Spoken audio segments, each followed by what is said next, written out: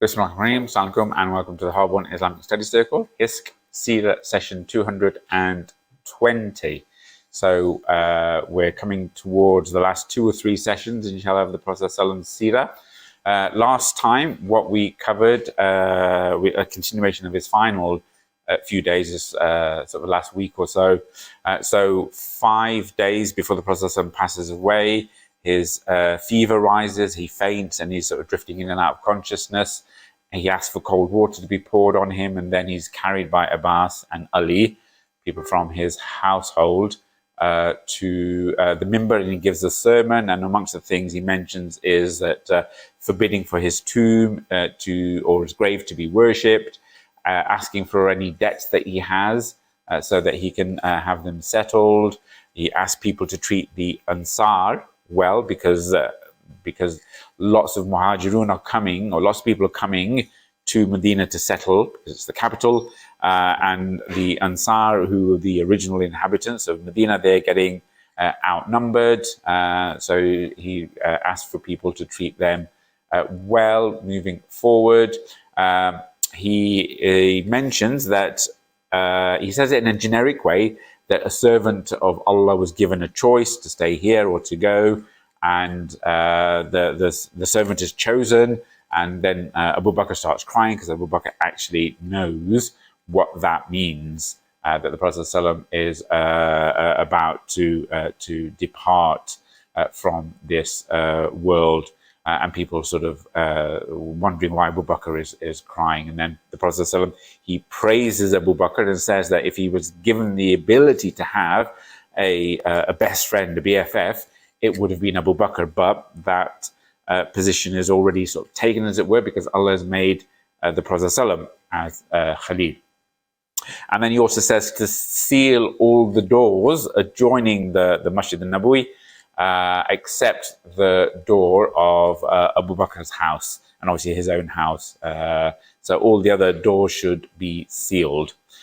And then sort of in the 5 days or so before he passes away, the Prophet is in a lot of pain, and he's sort of drifting in and out of consciousness, and he's sort of mumbling erratically at times, and he asks for a pen and paper, but Umar says that wasn't necessary because they already have the Qur'an. And I'll come on to this other one as well, whether it was sort of then or a couple of days later. Abbas and Ali have a conversation about asking for leadership, and Ali says that he doesn't want to ask, but as I say, I'll come on to that in a second, inshallah. And then the Prophet has another final sermon, where he says to expel all the Jews and Christians and the polytheists from the Arabian Peninsula. Delegations should continue to come, and they should be treated with respect. And the army of Usama should be sent, because obviously he'd heard that because of his illness that they'd stopped their journey and camped outside of Medina. And the Prophet said that when people are about to die, they should have good and positive thoughts about Allah. And then he says, as-salah, salah, and fear Allah with regard to the weak and the oppressed of society, the slaves and the servants. Fear Allah, for they will have a chance to complain on the Day of Judgment. And that's essentially what we got to. So we're about 5 days before the Prophet ﷺ passes away, and we're into the last sort of few days. And just going back onto that conversation, Abbas, al-Abbas, he turns to Ali and he says, look, I recognize the signs of death in the sons of Abdul Muttalib. And verily, the Prophet ﷺ is in his final days. Therefore, you should go and ask the Prophet ﷺ what is to be with regards to the family and Banu Hashim, essentially indicating that because these are the final days. Ali should go and ask for an indication of leadership afterwards. then Ali knows exactly what Al-Abbas is saying, and he turns and says no, because should the Prophet ﷺ say anything counter to what they want, then that would be set in stone, and there's no way around it.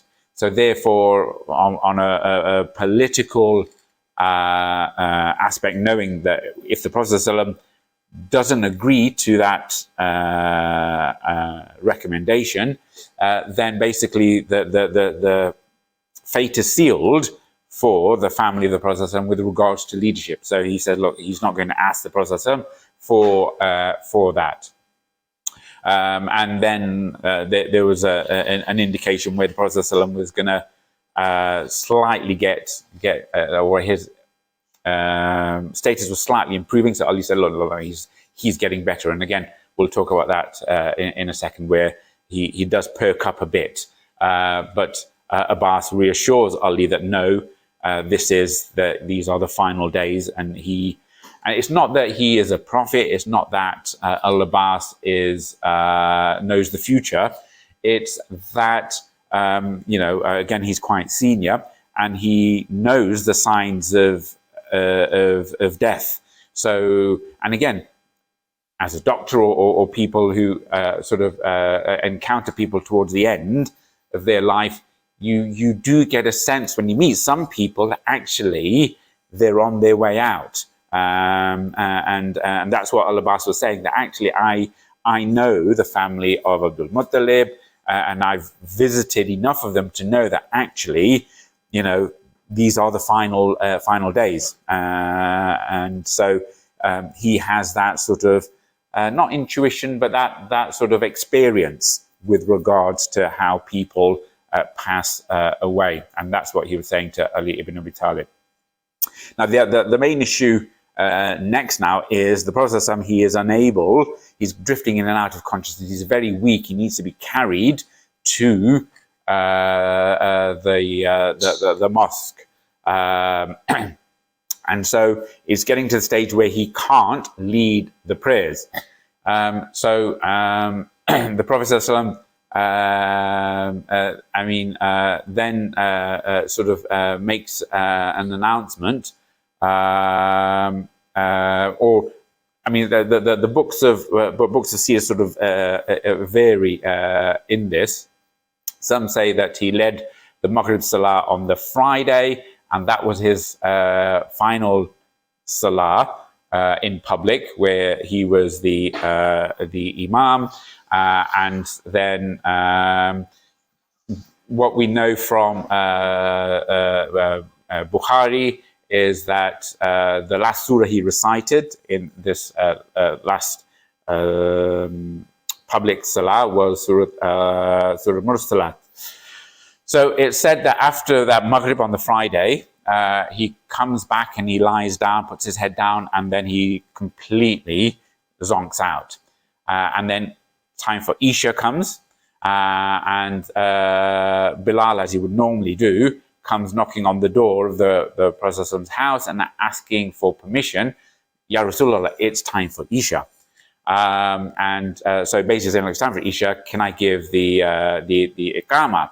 Because he's obviously done the Adhan, and the Prophet's house is right next to the mosque there. So it says, Ya Rasulullah, it's time for Isha. So the Prophet, he stands up to get ready to lead the people in prayer, but then he faints and he collapses on his bed and he loses consciousness. So Bilal orders people to fetch some water, and they pour it on him, and then he jerks to, and then he stands up again and he loses consciousness again, and then he falls on his bed. Then when he comes around again, he jerks up and says, "Have the people prayed yet?" And they say no, and Bilal says, "No, we're waiting for you, Rasulullah." And so he tries to stand up again, but his knees buckle, and then he falls down again. And according to some hadith, this happened on 7 occasions. So he stands up, falls down, and he passes out. Wakes up, and they prayed, stands up, falls down and passes out. And again, it just shows the effort the Prophet ﷺ goes to try and pray, or and how important prayer is. I mean, a lot of us, if we're in that state of being tired, we may just put it off and forget it. Here, the Prophet ﷺ, in his last days, he's getting up, he wants to pray and lead the salah, and then he collapses and loses consciousness, comes to, and first thing he does is, have they prayed?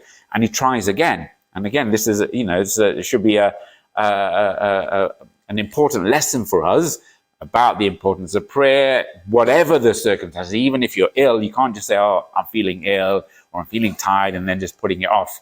Here's the Prophet ﷺ in his last few days, and he's, exerting as much effort as he can in order to get up and pray. And 7 times he collapses and loses consciousness.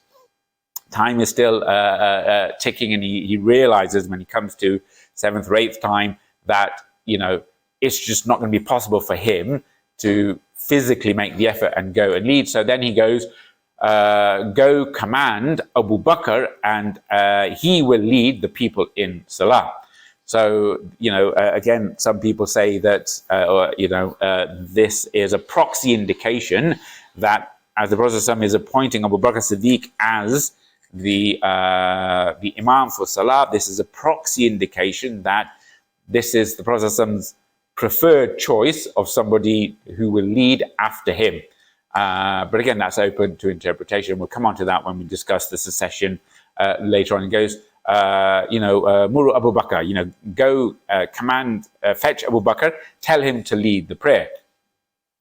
So earlier on, because Abu Bakr, his main house is outside of the sort of inner city, when the Prophet ﷺ was sort of getting better and he was sort of praying sort of Maghrib, after that, Abu Bakr, he went back to his own house. So he wasn't in the sort of downtown Medina. But sort of, Umar and the other companions were around. So he wasn't sort of close by. Again, for 10 years, over 10 years, when the Prophet ﷺ has been in Medina, he has always led the prayers. When he goes out on a battle or goes away, he appoints somebody to be sort of governor of Medina and to lead the prayers. But this is the first time where he's in Medina and is not able to lead the prayer. So he goes, command Abu Bakr to lead the prayer.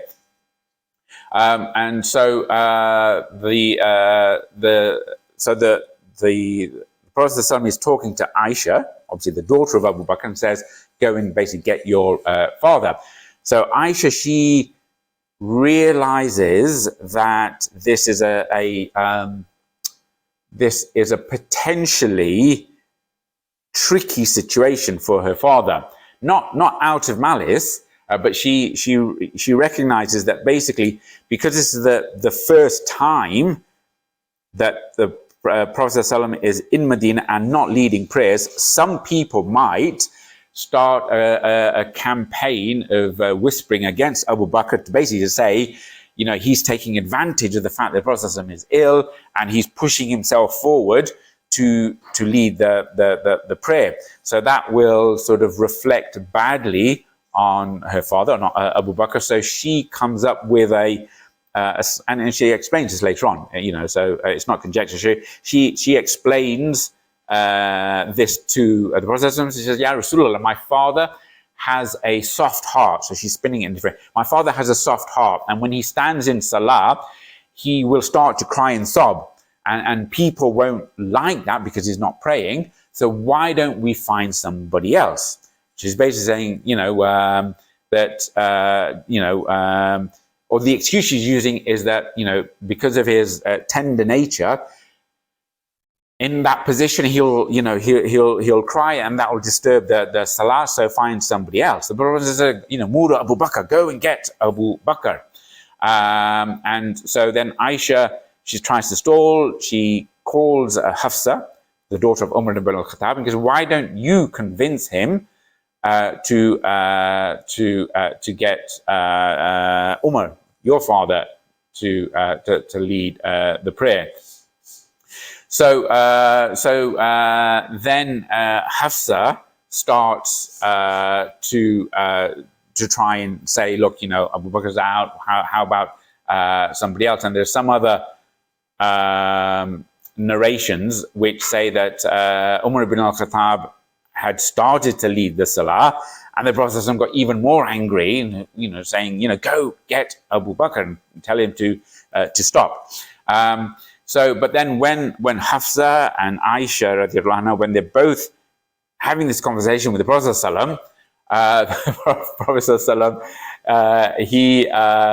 he turns round to them and says, go and find Abu Bakr, for Allah will not allow anyone other than Abu Bakr, and all of you are acting like the women around Yusuf. So if you remember in Surah Yusuf, you know, when she sort of conspires against Yusuf alayhi salam, and they have a big banquet, and she gathers the women, and they sort of conspire against Yusuf. So Prophet being very harsh and saying, look, you are like the women of Yusuf. And again, you're saying one thing, but in reality, there's something that's behind it, right? And so they get the point, and obviously they send for Abu Bakr, who comes rushing back. So again, the other thing is that, you know, Aisha realized that because, you know, it might be that Abu Bakr is now leading it, people will potentially then sort of make it sort of synonymous with the Prophet ﷺ dying, with Abu Bakr leading. So again, there's sort of, you know, maybe some bad press around that. So she was acting out of sort of good intentions, but, you know, but again, you know, it was not what the Prophet ﷺ wanted. So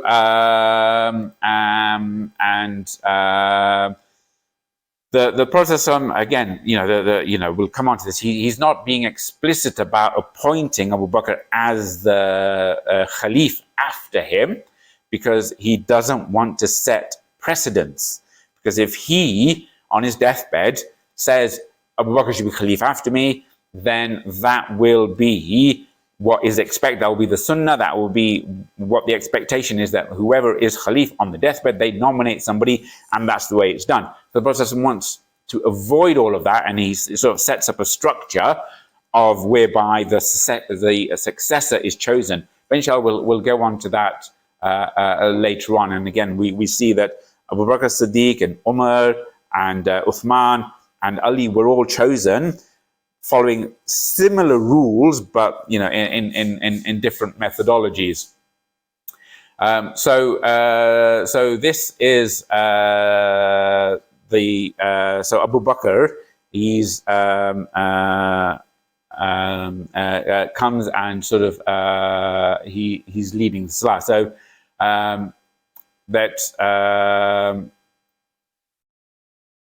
that basically he then prays Isha, and then for the next, it said, for the next 17 prayers in the life of the Prophet ﷺ, Abu Bakr is leading, and then, you know, I'll sort of come on to the sort of one exception.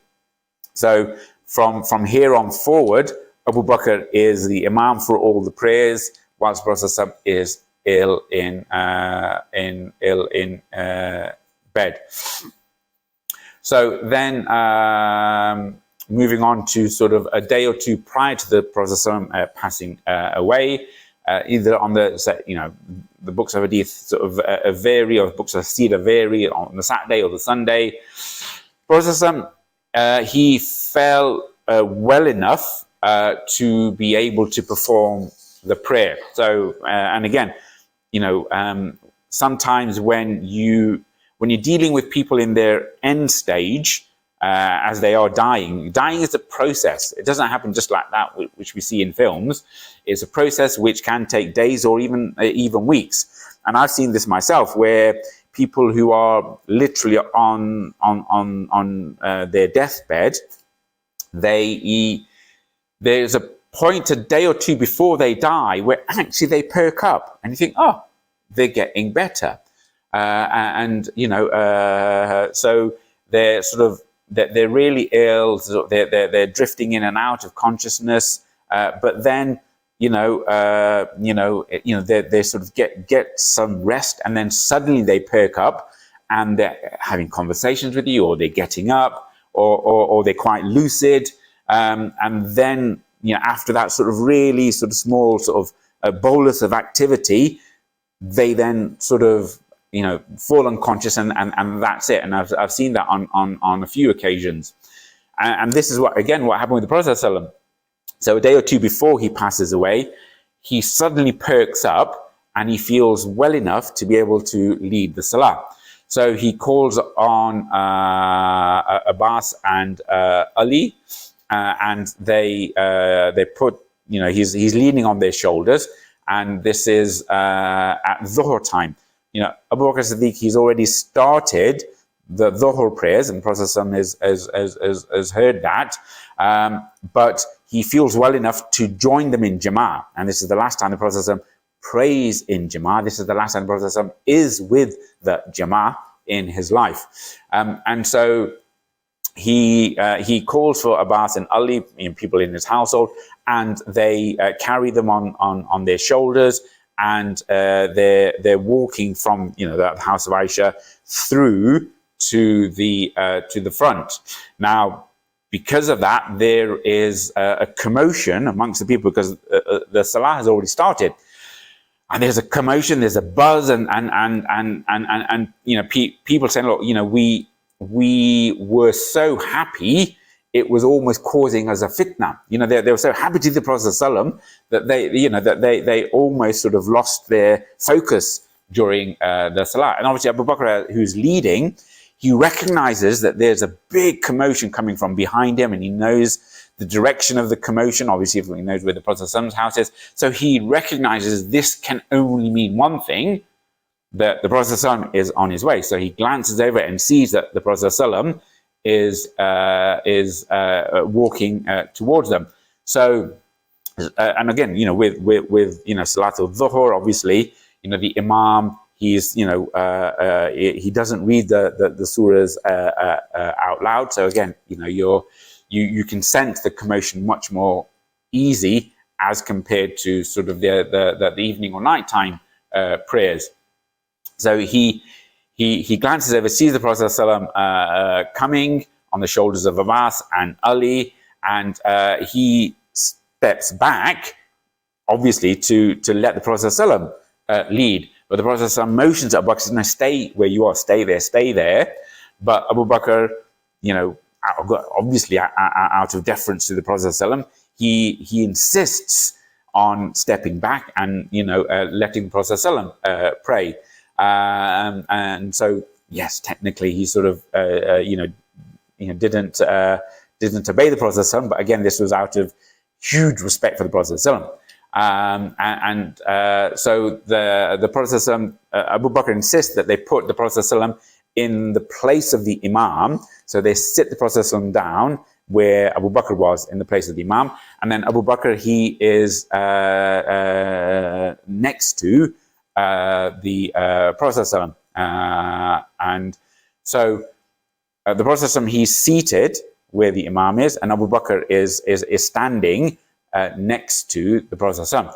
So the people see that Abu Bakr is there, but they know that sort of the real Imam is the Prophet ﷺ. And again, people can read into sort of the symbolism around that. So the Prophet ﷺ is on the sort of on the left of Abu Bakr, where the Imam is in terms of leading it, and Abu Bakr is obviously on the right of the Prophet ﷺ. And it's said that when the Prophet ﷺ is leading it, Abu Bakr was then raising his voice and saying Allahu Akbar, so people could hear them clearly, because obviously, although the Prophet ﷺ is there, he's still weak, and he can't project his voice as well as when he's fit and well. So Prophet ﷺ is the Imam, but Abu Bakr is seen to be leading people, and sort of that's the last time the Prophet ﷺ is with his people, with his Jama'ah, and that's the last time the majority of the Muslims see the Prophet ﷺ in Salah. And again, there's huge symbolism about the importance of Salah there for us all. And then the Prophet ﷺ, after Salah, taken straight back onto his bed. So then we're on to sort of the final day of the Prophet ﷺ, final full day, the Sunday of the day before he passes away, the day before his death. So the Prophet ﷺ, he in the morning he wakes up and he asks Aisha radiallahu anha, how much money do I have? So he has this sort of sort of jolt about something. Oh my gosh, how much money do I have?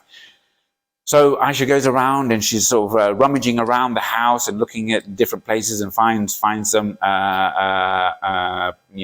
wallets or pouches and finds 7 silver dirham. And silver then and now is not as expensive or as has much worth as gold. So about 7 dirham, probably looking at about, I don't know, 15 to 20 pounds. So the last day of the Prophet, that is the actual wealth that he has, less than 20 quid.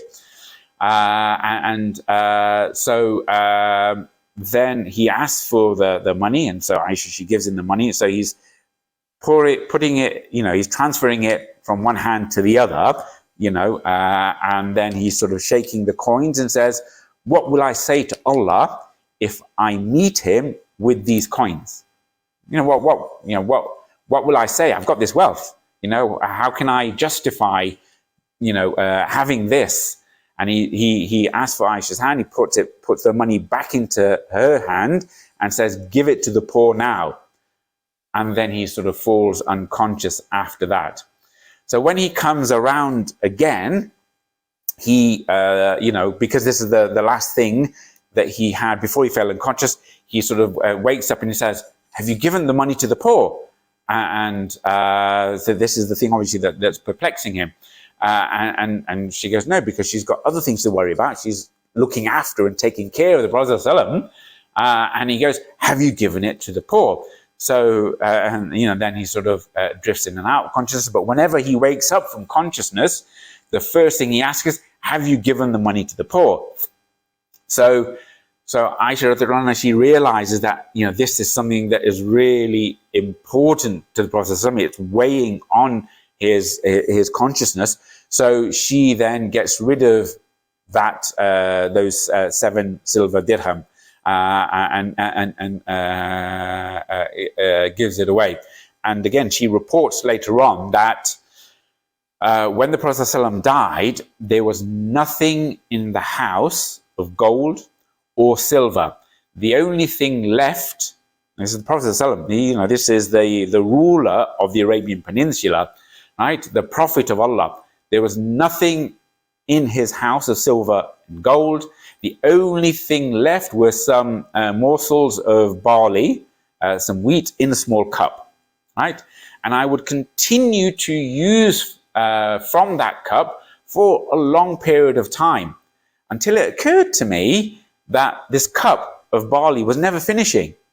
So she then, when she realizes that this is, this cup of barley is continuing to be used, she said, well, then I measured it, and then within a short time it finished. And then she sort of carries on that the only possession that he owned when he passed away was a donkey, a mule. He also had some armor, which he had sort of left in trust or mortgaged to one of the Yehudi in Medina, who had lent the Prophet 30 quantities of barley. And that's sort of, as collateral being used by the Yehudi. And he had a bit of land, and he was going to give that to the poor. that is all the possessions the Prophet had when he passed away. And in fact, that sort of that night, the night before he passes away, Aisha said that she ran out of oil for her lamp. She'd given up everything, and sort of, you have the lamps in the house. She said she had no oil to light her lamp, so she had to knock on the door of her neighbor, an Ansari lady, and borrow some oil in order to have some light, in order to care for the Prophet ﷺ, on that last night. So, this is sort of, the Prophet ﷺ, he's sort of dispensing of all his affairs, everything, all wealth, virtually all wealth is gone from the house, apart from a bit of wheat and not even enough oil to light the lamp. So we're moving on to the last day of the Prophet ﷺ now, the 12th of Rabi Awwal, Monday, and I'll sort of finish after this short hadith, and then again we'll pick that up next time, inshallah. So Anas ibn Malik says, whilst the Muslims were performing Fajr on the Monday, led by Abu Bakr, they were surprised to see the Prophet ﷺ, because he raised the curtain from his door, from Aisha's room, and then he looked at them whilst they're praying, all lined up for Fajr, and he smiled. Right? And that's so seeing him, Abu Bakr withdrew again to give way to the Prophet ﷺ to lead, and the Prophet ﷺ said, no, stay where you are, and he wanted him to carry on. But the Prophet ﷺ was just so happy to see the Muslims praying. And then Anas said the Muslims who were praying were delighted that they were almost sort of going to spoil their prayer.